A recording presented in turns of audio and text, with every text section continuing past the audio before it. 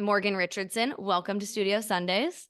Yeah, I'm excited to be talking today. Seems like it's going to be an interesting conversation, artist to artist. My name's Gianna Andrews.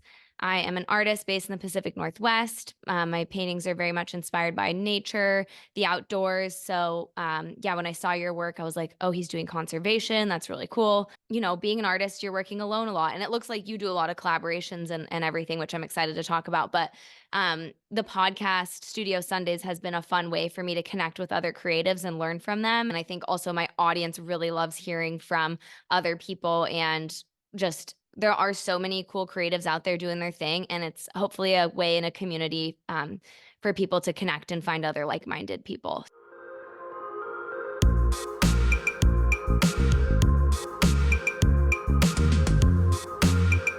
So you are like a wildlife conservationist, an artist, a creator of immersive themed experiences. Like you've got a really wide portfolio. You've worked with some really impressive brands like Walt Disney, Paramount, and Nickelodeon. And I guess like before all of that and before you kind of found yourself in your career, I'm interested in like how did you get interested in wildlife conservation and was did that start as a kid or kind of what were those like seeds in your childhood that like inspired where you're at now? Oh yeah, I mean, I was always around animals growing up. We had lots of birds, we had dogs, we had cats. I would just go out in nature and then come back with pockets full of frogs, things like that, right? Which really instilled in me this appreciation and empathy for wildlife from a very early age. And at the time, I didn't like conceptualize what conservation meant. And even then, I still play with, what is the real meaning and importance of that word. But the idea being like we share an ecosystem with everything else that's living and breathing around us, and we're only a part of that. And what does it mean to maintain a healthy ecological balance with all of these other species that we share the earth with? And most kids don't think that way, right? Yeah. It's not surprising to me that that sort of like trickled into my thinking and into my headspace as I got older. But it all really stemmed from that early foundational basis of empathy for wildlife, which Mhm. was really important from the get go. Yeah. And did you grow so you grew up in the Bay Area, that's correct, Mhm. right? Yeah. And it sounds like you grew up somewhere where you had access to nature and it was around you. Were your parents getting you out on the weekends or taking you outside or kind of what was the connection like there? Yeah, I mean, it is a little difficult in a metropolitan area like the Bay Area, specifically the Silicon Valley-ish, sort of on the edges of the Silicon Valley where I grew up. But I also grew up, up against the base of the hilled area around Milpitas, Fremont, that space, and there's like great parks that are there. And so just going to these like little regional parks introduced me to the local wildlife that populated that area. But in addition to that, we kept different types of bird species, and we had fish and other small reptiles as pets and things like that.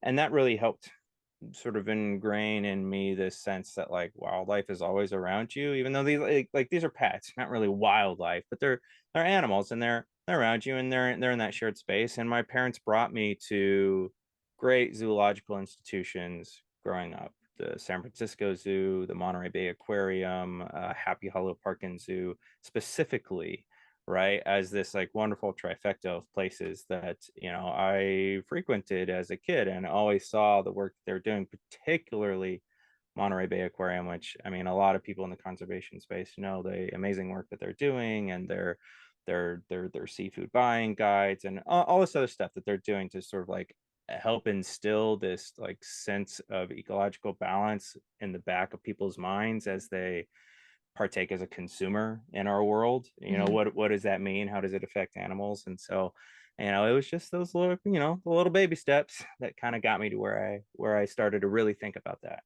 Yeah, and in your TED Talk, you talk about you're talking to a high school and you talk about how like when you were in high school, you're kind of wishing you were somewhere else. Do you think you were like daydreaming about those zoos and those places with animals, or like you just had this conservationist mind and connection with nature from a very early age? So, where did you kind of wish to be, or and where did you go in your free time? What did you do? Yeah, I mean, in my free time, honestly, I escaped into my own subconscious, right? I see the world in this very sort of vivid spectrum, and that influences my personal artwork.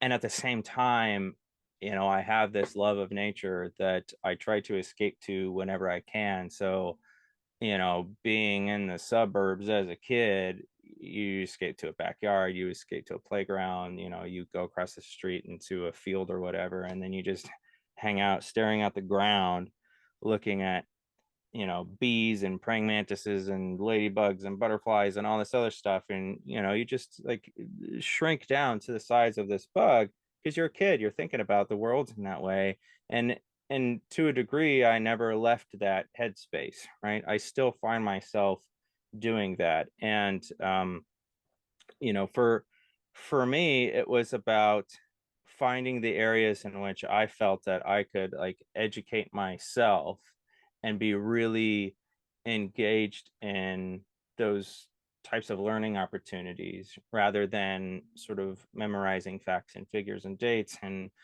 equations and things like that. Like for me it was more about learning about my place in the world and how I fit into it. And that for me as a school kid was it was tough to be a student in that sort of way of thinking, but it was really beneficial for me in terms of like my own personal growth.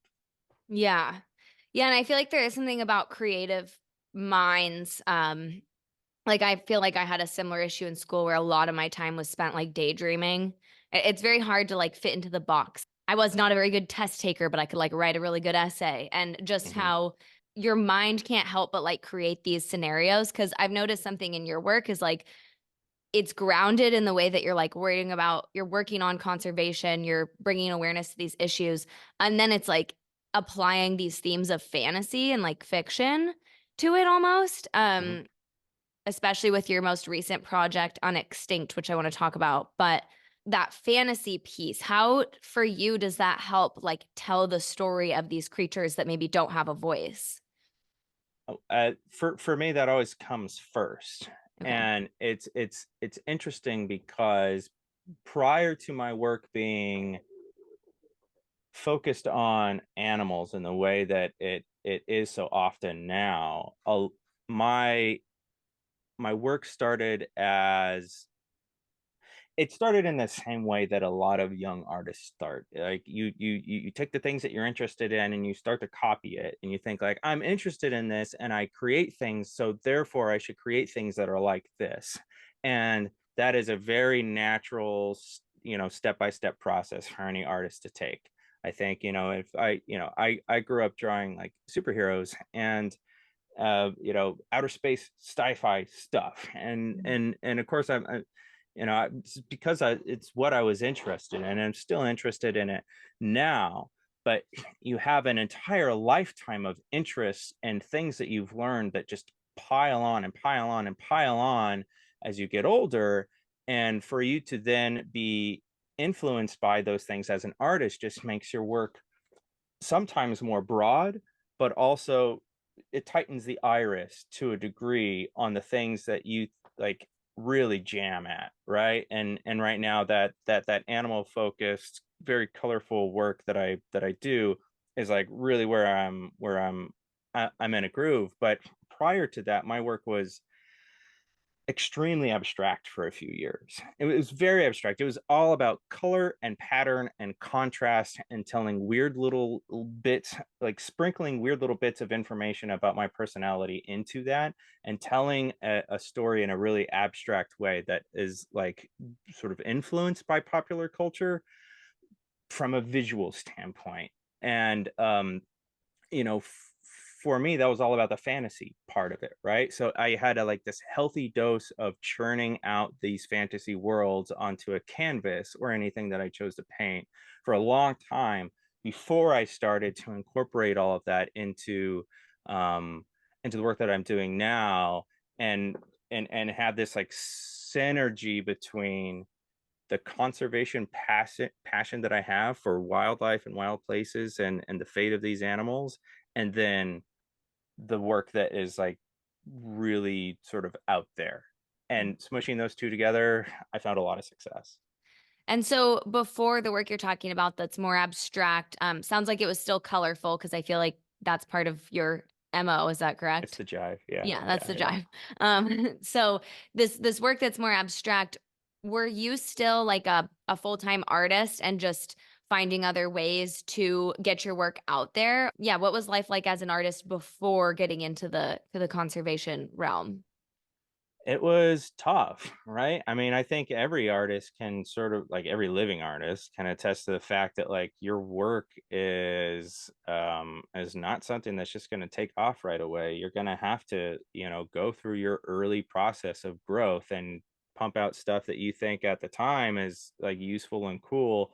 But then as you get older, you're like, ah, God, that was terrible, right? Like, it just happens. But then like even as recently as yesterday, I was pulling out work that I had painted 10, 15 years ago and retooling it in an interesting way, and realizing like there's value in that. So I think every artist kind of comes to that realization that like even the work that you did that wasn't so great before, it was all a part of who you are now. And in those early days, I was not like living as a I was not making a living as a professional artist. I was a professional artist, Mhm. but it did not pay the bills enough to be living off of that work. And most artists have that that same scenario going on in their life. They're waiting tables and doing paintings at night, right? They're doing Mhm. their office, 9 to 5, and then doing, photography at night, right? Or on the weekends, right? It all sort of depends. Fortunately for me, the majority of what I was doing in my career, my early career at that time, had a direct correlation to what I'm doing now and fed my artistic work, right? I was working in local theme parks, or I was a performer, or as I was working with Nickelodeon, right? And I was doing this stuff that has benefited me now and has been a part of my work in the themed entertainment industry at the same time as I was doing this personal artwork. And now I've come completely full circle after 20 years in the industry. You spend 2 decades doing all of that stuff. And then now I've been able to smush it together, like I said, in a way that makes a lot of sense, is financially viable, that people want to invest their time, their resources in. And it's all because I sort of, you know, refuse to quit, doing that artwork on the side to like just trying to make it happen. Every Mhm. artist is just trying to make it happen when they're early on in their path. Yeah, absolutely. And you were working on like so theme park experiences, and is that kind of the like that was your career pre full-time living professional artist? Yeah, I mean that was the gist of it, and it's Mhm. a little hard to segment out all of those things, right? Because the waters are really muddy, Mhm. and it was all basically happening at the same time, right? I was living these dual lives in all of these different ways, as an artist, as a designer, as like a facilitator and a technician and a fabricator and a production designer, right? Like in that space, and as an educator, right? All of this stuff happened sort of more or less at the same time. Like it increased, increased, increased. Like think of it as a snowball, right? Start small, you roll down the hill, and they're just like there's more of it. It's not like it's shedding anything as you go. I'm not pruning different parts of who I am as it's happening. I'm just piling it on. Do you remember the moment when was there a moment when it all kind of merged together synergistically and you were like, oh, this is it, like with the art and the conservation and the theme parks and all of that? I think so. I think that that probably happened while I was at Walt Disney Imagineering. You know, being at WDI and being an Imagineer, you have to be either very, very specialized or you have to be a generalist.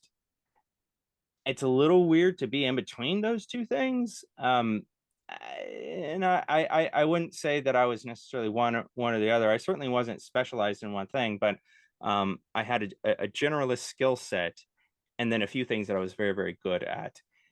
And it was only through wearing that weird part of you on the outside that you're able to get noticed and people start to come to you and be like, you're that guy who knows how to do this. Like, you were a teacher, right? Like, yeah. Do you know how to do paper mache? Yeah. And then all of a sudden you're working on It's a Small World because, there was that sort of like Rolly Crump, Mary Blair textural style from the original attraction that needed to be replicated on one in another park or something like that.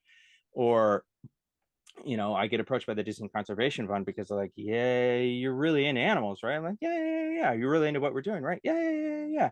Do you want to do like this art thing that is also educating, locals in Indonesia about the plight of the Sumatran rhino? Yes, I want to do that.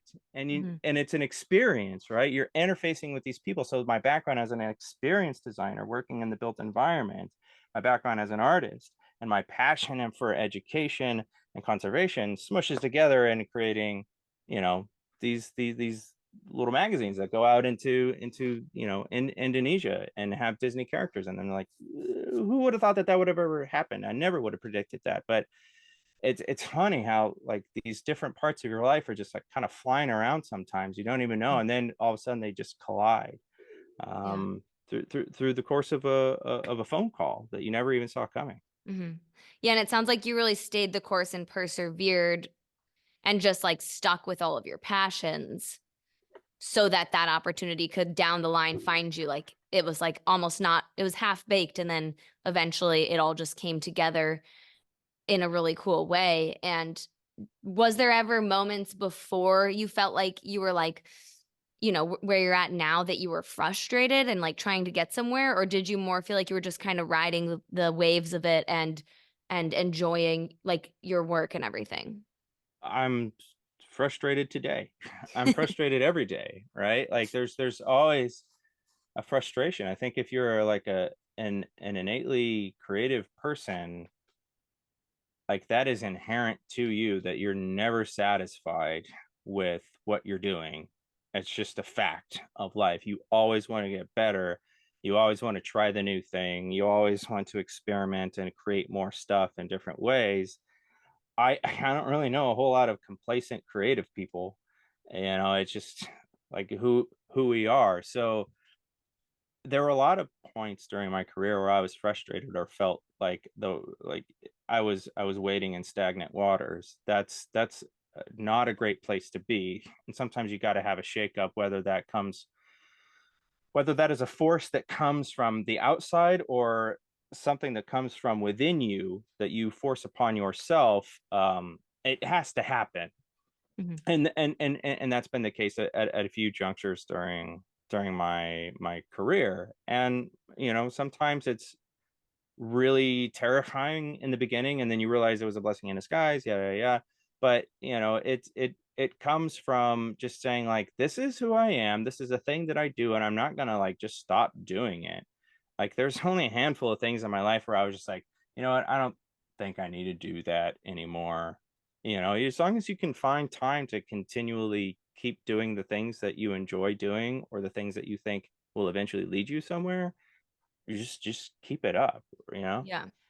Could you share more about any of those shakeups you had that you referred to from either the outside or inside? Yeah, and it's funny, right? Because I was working with Cedar Fair at the time, and the work I was doing was getting old, right? And the people who I had come up through the system with had left, and like, why am I the most senior person here? I don't want to be that. And even then, it's like the work I'm doing is not all that invigorating. I need a change.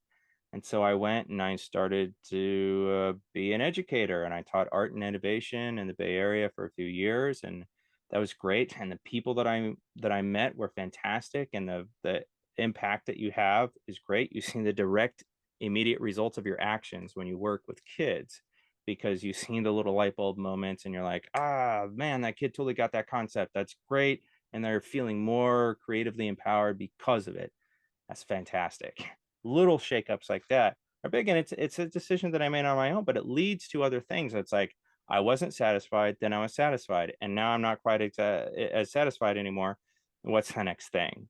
Mhm. And so I was like, well, I'll go to grad school. Odd decision for me, not being the best student, but like if I'm going to go back and do this, and I thought like, oh, I need to go to grad school because I want to educate at the collegiate level when I'm older, and if I want to teach master's students, I need a master's degree, blah blah blah, blah, whatever. I ended up at SCAD, and I was invited into this themed entertainment design program. It was a pilot program, and they brought in some people from the industry, and they brought in some people straight from undergrad, and it led me on these other little paths.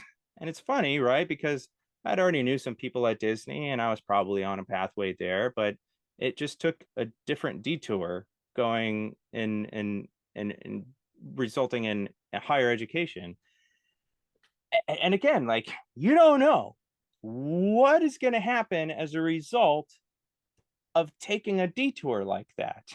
Because last year, I got invited back to SCAD to give the commencement speech Mm. for that graduating class. And the valedictorian who introduced me onto the stage, I ended up hiring like a week or so later, and she's still working for us on one of our big projects, right? Like one of the best finds of my entire career was picking her up. And I had never decided like, oh yeah, I should go to graduate school like so long ago. That never would have happened, right? Mhm. So you never know. Sometimes things just kind of work out that way. Yeah, it really seems like there's an element to like trusting the process, especially in your own creativity. Like, I mean, it comes down to like the smallest pieces, right? Of like creating a painting, and obviously it doesn't look great at the beginning, but you have to like trust that it's going to turn out. And with bigger life decisions in your career, just kind of trusting those little whispers that are maybe drawing you in one direction or another. So it sounds like that's what that was for you. Yeah. Yeah, that's Yeah. exactly right. And, one of the things that I told those kids when I was up there giving that speech is that like your career is not a ladder climb, right? It's rock climbing. Mm. And, you know, uh, ladders are dumb because, you can only go up or you can go down. And you're always going to have to be, because of the nature of ladders, in front of or behind somebody.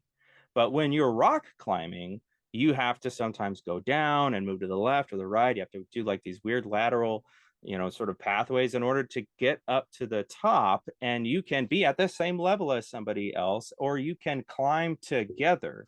Rock climbing is more fun and safer when you're with other people, right? And so if you collectively rise together, you find your tribe, you find the people who can support you and who you want to support, and you all rise together, you're going to have climbed way higher, because ladders only go so far.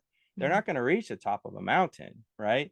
Once you get to the top of a mountain with your friends who have supported you that entire way, you're going to be in a much better place than you would have if you had like kicked somebody off of a ladder so that you could climb up in a straight line within some sort of like corporate structure. So, careers are rock climbing. They're not ladder climbs. Yeah. I mean, that's really good advice. I like that a lot. And if you can just, yeah, it's also like being creative. I feel like rock climbing's looking for those holds and being like, oh, there's like one way over here that like I could grab this way. And so Mm-hmm. then that kind of plays into just how a career evolves. And also like how different interests, it's cool just how you've been able to weave in your different interests in different ways. Are there any interests you have like on the side of work or the side professionally that you just do for you that's not your job? Or would you say like you're living and breathing the art life? Well, some people have this problem that I think I might have, this affliction of turning their like hobbies into side hustles. And I'm like, I need to have just hobbies because everything I end up doing that I'm like, oh yeah, I'm doing this just for myself. And I was like, but if I buy five of these and that's a really good deal, I could turn that into like, I could sell that. It's like, no, no, man, you just like do it for yourself. So I need to find more of those, honestly. But there's things like I really love playing pinball. I think it's a great sort of stress reliever for me. It's good with maintaining hand-eye coordination, all the things, right? It's fun because it's you're doomed to lose, right? You will never win. There's no winning at pinball. So you go into it knowing that you're going to lose. And I think it sets realistic expectations of the kind of fun you're having. Whereas a video gamer, it's like, I'm going to sit down, I'm going to beat this thing. If I don't beat this thing, I'm not going to be satisfied. And then you end Mhm. up not having fun. It's like, Mhm. oh, a pinball, you just can have fun because at the end of the day, you just lose, right? And so stuff like that, finding time to go into nature and to just be surrounded by things that are not man-made, not manufactured. I those are important things that I think can inspire my career, but have not necessarily become it yet. Mhm. Yeah. Are you located in, so are you in Los Angeles now?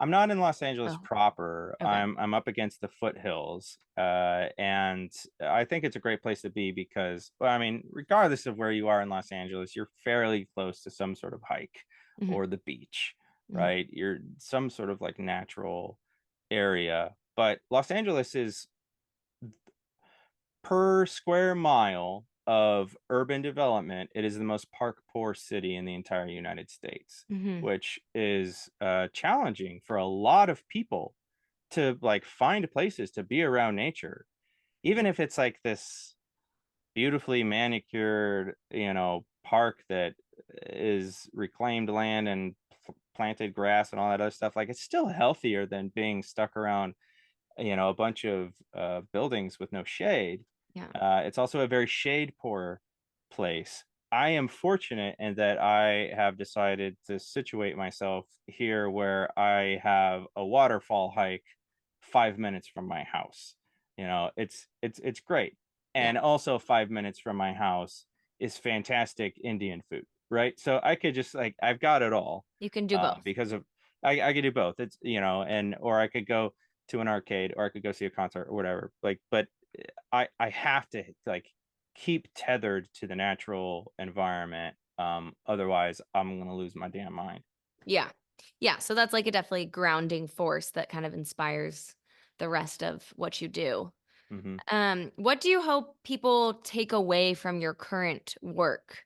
My hope is that people either see my work as the visual artwork, or they experience the um the design work that we do, the narrative work that we do, and whether you're just seeing the work on a screen or on a canvas or printed on some sort of consumer good, or you are partaking in an experience that I've crafted. My hope is that people leave with a sense of hope and optimism for the future, for themselves, and feel galvanized to make a difference for wildlife, regardless of who they are or what they do, because conservation is for everybody, everywhere, all the time. Good conservation work can happen in your backyard. Taking a look at California, where I live, it is one of the most biodiverse regions on the planet, but people don't realize that. And a very large chunk of the species that are native to California are in fact vulnerable or endangered, or unfortunately have gone extinct. Mhm. during the Holocene, meaning during the time the animal or the humans have been on this planet. And that's a scary thought, but if you feel that regardless of whether you're a lawyer or a project manager or somebody who works at a gas station or an artist or student or whomever, that there's something that you do and a skill that you naturally possess or can learn that can benefit wildlife, there's always a difference that people can make.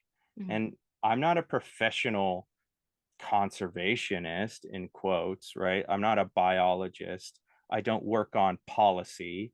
I very rarely talk to, politicians unless I'm working on a city project or something like that, right? So it's it's it's kind of funny, right? That somebody who's in my position, who's just like a song and dance man, right? That can make a difference for wildlife. Everybody can. Mhm. And what kind of gives you that hope for making a difference? Because I know, like, you wanna inspire hope in others, but you you often might hear, just, like, public opinion of, like, how the world's in bad shape and how we're headed into the 6th greatest mass extinction, climate change, all of that. How do you hold on to hope personally and with your work?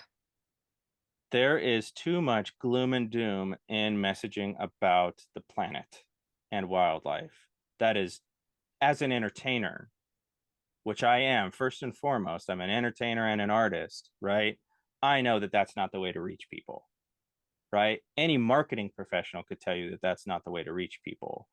Conservationists need help in that way. They really need to be looking at things through a different lens. Because if you immediately confront people with like horrific images of poached animals and bleached coral and Indonesian rainforests, being bulldozed, they will change the channel. They will swipe their window away. They will do something else other than engage with the content that you are trying to, beam into their brains.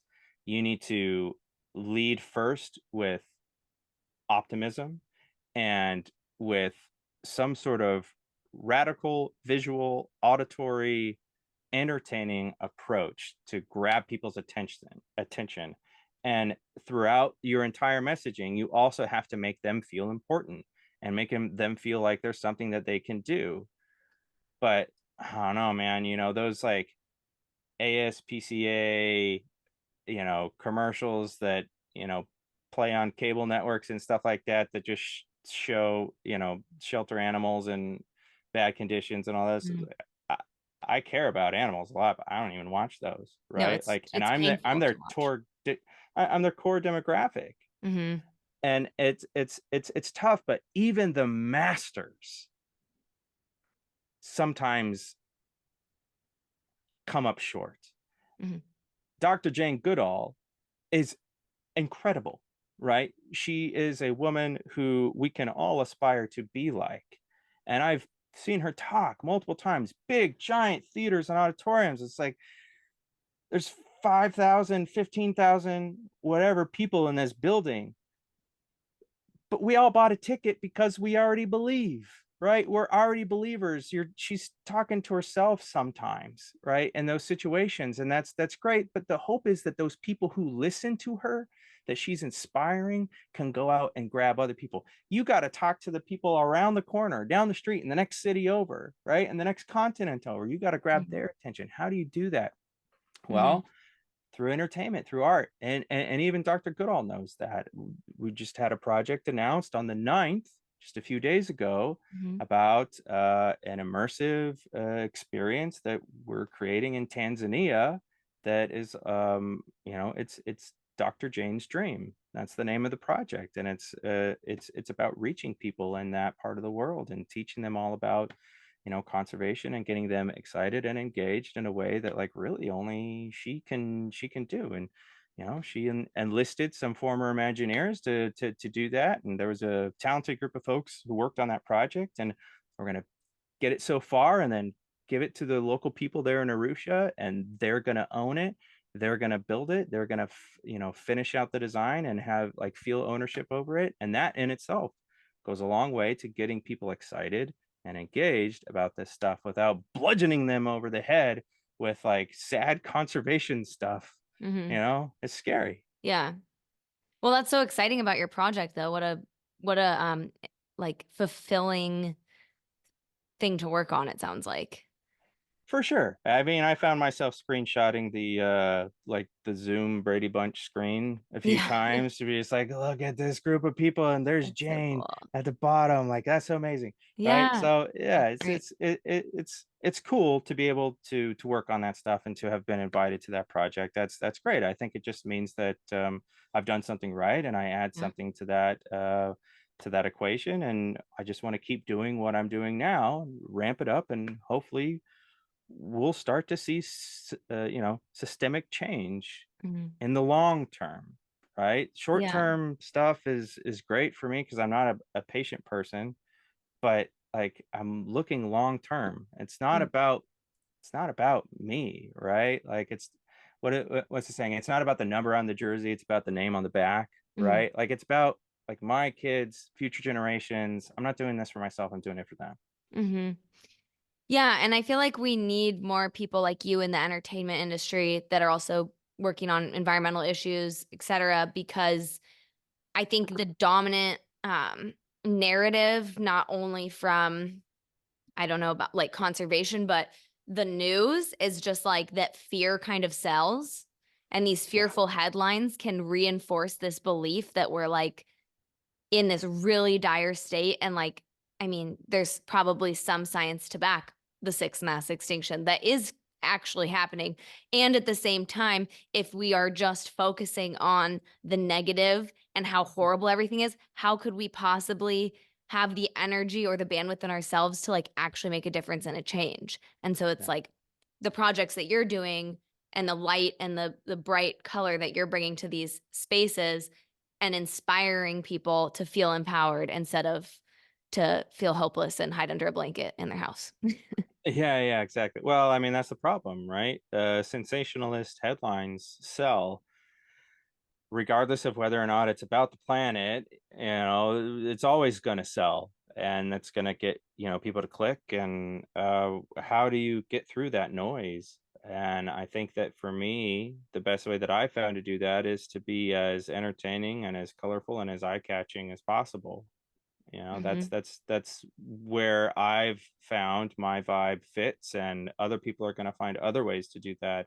And there's no wrong way. As long as you are reaching out into the world, out into the ether, and trying to get people who wouldn't normally care about this stuff to care, then you're doing the right stuff, man. There's no one way to do all this. It's about all these little itty bitty bitty changes. No one person's going to change the world. It's all of us collectively together.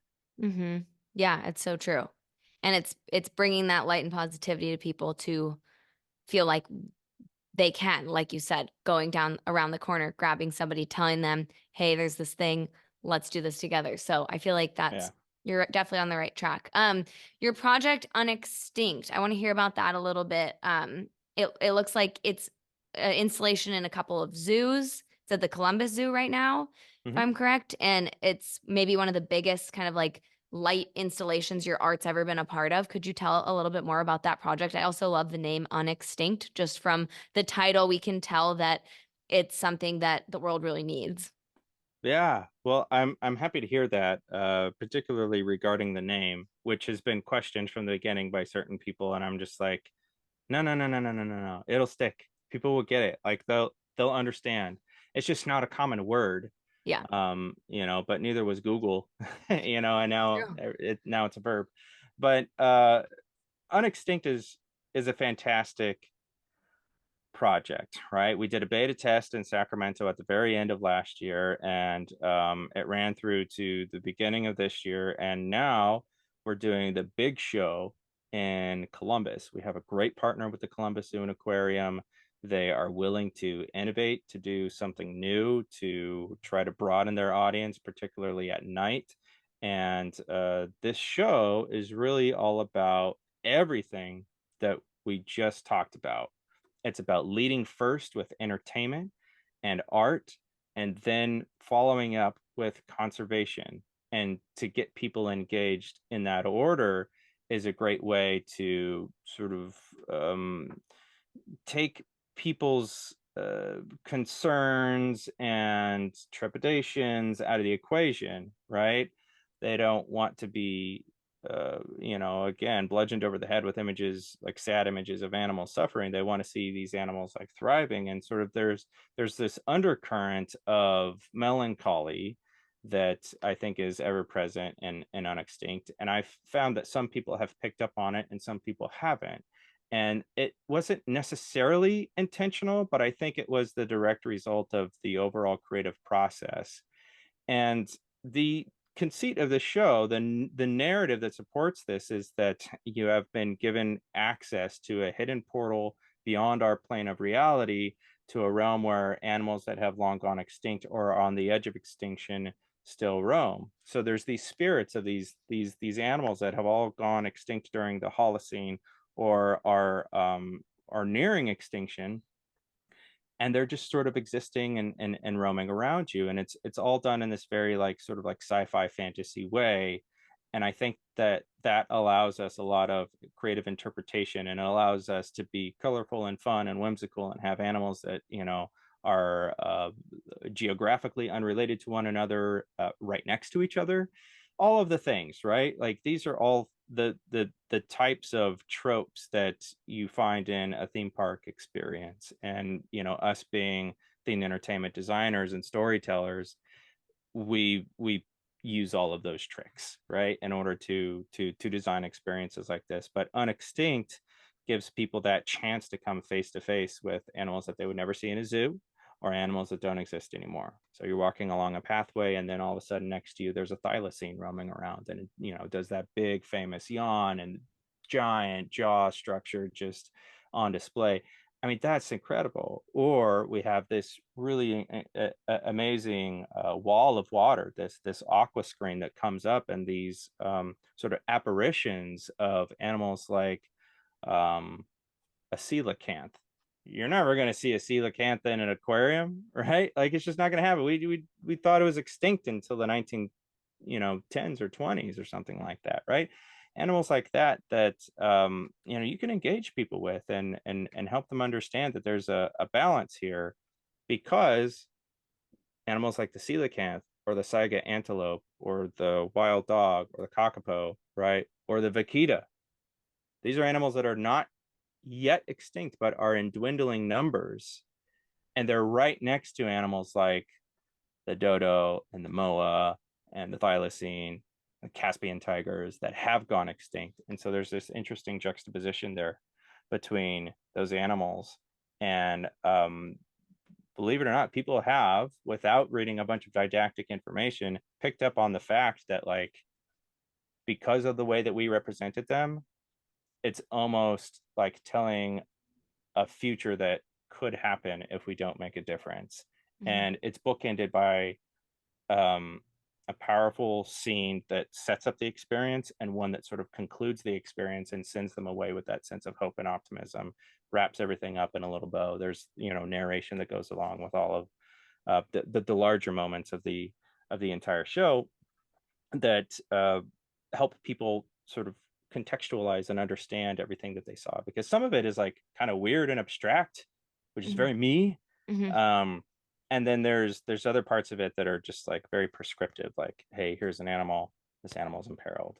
So there's a really nice mix, and there's nothing else like this Mm-hmm. out there. We use these tricks and illusions, from a technological standpoint, that you don't often see in cultural attractions. So we're bringing that into, zoos, in particular, which is, very, very new for them and new for your average zoo audience. But we're also getting more people who don't typically go to the zoo, or have like aged out of the typical zoo demographic, to come back and experience this and to be re-engaged, which is great. We're doing everything at this point from uh, you know, changing the typical donor base for zoos and conservation nonprofits, to breeding the next generation of conservationists through experiences like Unextinct.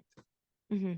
That's so awesome. And I also feel like it's probably, I would imagine, connecting with also the next generation, as far as like little kid. This is something a little kid could go to. It's a whole family affair. and somebody that like maybe, mid to late 20s that wouldn't go to a zoo, doesn't have kids, is like, oh, I want to go check this out. So it's almost like could be appealing to a wide audience base because it's just such a unique experience. Yeah, it's entertainment first, And right? first. People are coming to be entertained and to have an interesting and engaging and quote immersive experience, which is a term that gets overused these days, but we've got the pedigree to actually do that stuff. Um, it's for everybody. It's for people on a date night. It's for going out with your college age friends. It's for going out with your family. It's for everyone. It's for empty nesters who Mhm. just want to get out for a few hours in the evening. It's a great opportunity. There's going to be more people doing stuff like this. We just happen to be the first. Yeah. I want to go. Is it going to travel anywhere else than Columbus, Ohio? So there's definitely plans to bring the experience to other parts of the United States and to take it globally. Nothing concrete enough to mention yet, but we did announce today that the show is going to be extended until April 27th. So Awesome. depending on when you're watching this or listening to this, there might still be time to go. There you go. Kind of just real quick from just out of my curiosity from production side and like the business of this. How big is your team to bring a project like this to life and what's kind of the behind the scenes on these bigger immersive projects? Well, it's kind of funny that you say bigger because we have done very, very big projects before. We have designed, a whole entire cities and airports and big municipal structures and things like that, and in places like Asia and in the Middle East. And we've worked on master planning whole Disney theme parks and stuff like that. Like my team is really experienced in that way, but we've got a core team that is relatively small. Mhm. And for a project like Unextinct, it's a different kind of monster, right? Because it's not a client project. We're not building this for somebody else. This is our own original thing, original intellectual property. Everything about this is original, from the media to the music to the merchandise. It's all original.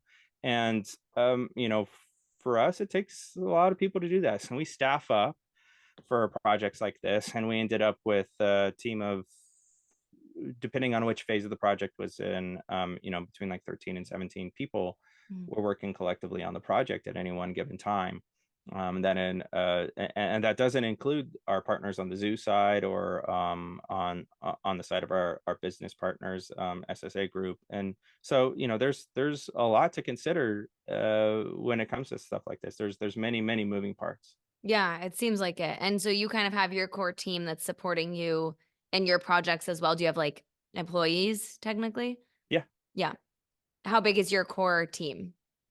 Our core team right now is 6 people, Yeah. and we've got folks constantly working on projects, Unextinct being one of them, but we're also doing more traditional design work.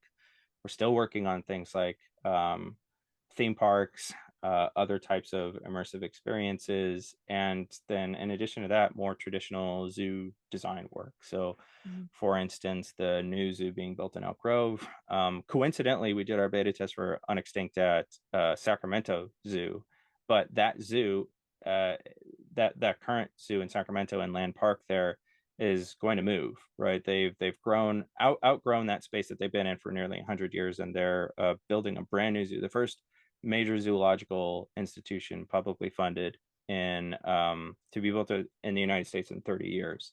So we're on that project, and we're working with them and the whole team there to bring that to fruition in Elk Grove, about 20 minutes south ish of Sacramento, right? So it takes a lot of people to work on all these projects. Mhm. Not all of them are like permanent employees, and I think we kind of like it that way. We're kind of crafty in the way that we build our teams, and we have folks who want to work part time or have other gigs or they're moonlighting or whatever, and that allows us to bring in this incredible roster of talent Mhm. and not have to support a janitorial staff or Right. something like that, or like front office staff or anything. It's like, yeah, we're all working remotely and we're doing our thing, and that allows us to be really sort of slick and Mm. flexible when it comes to how we work on projects. And then we can always spin in the back of our background, like projects like Unextinct original stuff. Yeah. Yeah, allows for that freedom and flexibility. That's great. Hmm. Wrapping things up here, what advice would you give to your past self, maybe like fresh out of high school, not exactly sure which direction you're headed? I'd say you're fine. Don't stress about it too much. Enjoy that time because you're just entering that moment where you have the freedom and the wind in your sails to kind of go wherever you want and explore who you are and to be with your friends, because at a certain point your friends will have careers, they'll have families, you will have a career, you will have a family. Spend that time getting to know yourself and your support system.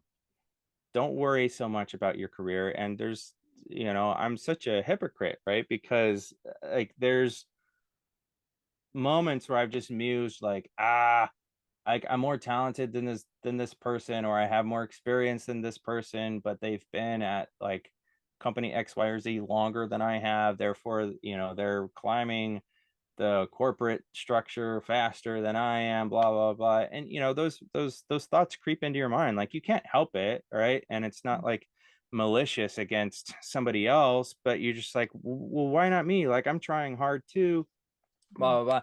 Don't worry about that stuff, man. Like it's not worth the gray matter, right? Like just don't uh, you know give any part of your mind to that negativity. Just focus on optimistic growth. Like what's the best thing that you could do to make yourself a better person, and eventually that definition will shift and morph into best person to your friends, best person to your spouse, best person to your employees or your boss or whomever, and eventually best person within our society.